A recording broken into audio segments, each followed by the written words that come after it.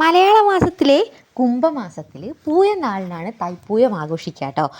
ഈ ഒരു സമയത്ത് നമ്മുടെ ഈ പാലക്കാട് ഒട്ടുമിക്ക വീടുകളിലും ചെയ്യുന്നൊരു കാര്യമാണ് ഈ പഞ്ചാമൃതം ഉണ്ടാക്കുക എന്നുള്ളത് കേട്ടോ. ഞാൻ എൻ്റെ നാട്ടിലായിരുന്ന സമയത്ത് അവിടെ ഇങ്ങനത്തെ ഒരു പണിയേ ഉണ്ടായിരുന്നില്ല.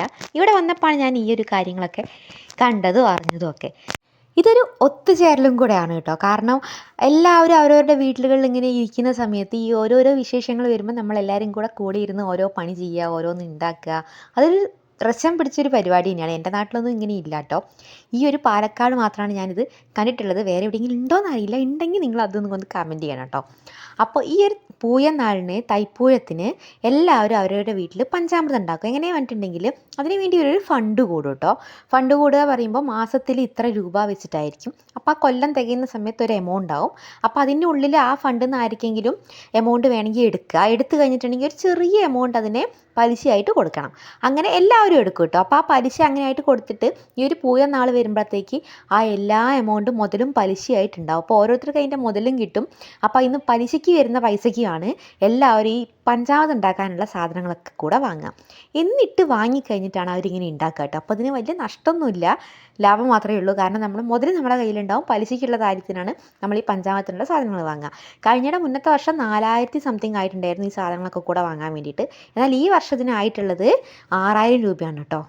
അപ്പോൾ അത് ഉണ്ടാക്കുന്ന രീതി എങ്ങനെയാണെന്ന് പറഞ്ഞിട്ടുണ്ടെങ്കിൽ ആദ്യം തന്നെ 40 കിലോ ശർക്കര നല്ലപോലെ വെള്ളം ചേർക്കാതെ പാവ് കാച്ചിയിട്ട് അത് ഫുള്ള് മെൽറ്റായി കഴിഞ്ഞാൽ അതിലേക്ക് വറുത്ത് കോരി എടുത്ത് വെച്ചിട്ടുള്ള നമ്മളെ തേങ്ങാക്കൊത്ത്, അതുപോലെ അണ്ടിപ്പരിപ്പ്, മുന്തിരി, പിന്നെ ചെറുതായി കരിഞ്ഞ് വെച്ചിട്ടുള്ള കാരക്ക ഡേറ്റ്സ് ഇല്ലേ അത്, പിന്നെ പൊടിച്ചെടുത്ത കൽക്കണ്ടം, പിന്നെ അതേപോലെ ഒരു കുപ്പി നെയ്യ്, പിന്നെ കുറച്ച് പഞ്ചസാര, ഇതൊക്കെ ചേർത്ത് നല്ലപോലെ മിക്സ് ചെയ്തെടുക്കുക ചെയ്യുന്നത്. കരിമ്പും ചേർത്തുന്നുണ്ട്, ചെറുതായി അരിഞ്ഞിട്ടുള്ള കരിമ്പും ചേർത്ത് കൊടുക്കുക. എന്നിട്ട് നല്ലപോലെ മിക്സ് ചെയ്തെടുക്കുക കേട്ടോ ചെയ്യുന്നത്. പിന്നെ ഇതിനെക്കുറിച്ച് ഡീറ്റെയിൽ ആയിട്ട് ഞാൻ പറയാത്ത എന്താണെന്ന് വെച്ചാൽ ഞാൻ കഴിഞ്ഞ വർഷം ഇതിൻ്റെ ഫുൾ കറക്റ്റായിട്ട് എങ്ങനെയൊക്കെയാണ് ചെയ്യുന്നതെന്നുള്ളതിൻ്റെ വീഡിയോ ഞാൻ കറക്റ്റ് ഇട്ടിട്ടുണ്ടായിരുന്നു കേട്ടോ. പിന്നെ ഈ വർഷവും ആയപ്പോൾ എനിക്കിത് വീഡിയോ എടുക്കാൻ ഭയങ്കര ഒരു ആഗ്രഹം, അതുകൊണ്ട് മാത്രം വീഡിയോ എടുക്കാത്തതാണ്.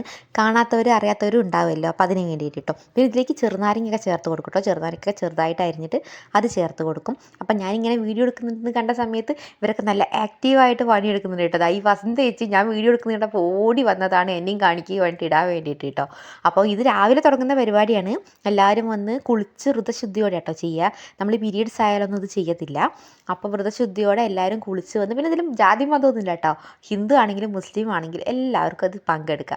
എന്നിട്ട് നല്ലപോലെ അവരൊക്കെ കുളി കഴിഞ്ഞ് വന്നിട്ട് എല്ലാം കൂടെ ചെയ്ത് ഇരുന്നിട്ട് ഇത് ഉണ്ടാക്കിയെടുക്കുക കേട്ടോ ചെയ്യുന്നത്. ഇത് ഉണ്ടാക്കി കഴിഞ്ഞിട്ട് ഇതെല്ലാം ഇട്ട് കഴിഞ്ഞിട്ട് ഇതൊക്കെ ഒന്ന് മിക്സായി പിടിച്ച് വരണം. അതിനുശേഷം മാത്രമാണ് ഉടച്ച് വെച്ചിട്ടുള്ള പഴം നമ്മളിതിലേക്ക് ചേർക്കുന്നത്. പിന്നെ പല രീതിയിൽ പഴം ഉടച്ച് ചേർക്കുന്നവരുണ്ട്. ഇവർ എന്താ ചെയ്യുക വെച്ചിട്ടുണ്ടെങ്കിൽ പനയുടെ പട്ടയില്ലേ അത് പോയി വെട്ടിയിട്ട് വന്നിട്ട് ആ ഓലയുടെ ആ ഭാഗമൊക്കെ മാറ്റി കഴിഞ്ഞിട്ട് നല്ലപോലെ കഴുകിയെടുത്തിട്ട് അത് വെച്ച് ഉടക്കുകയാണ് ചെയ്യുക.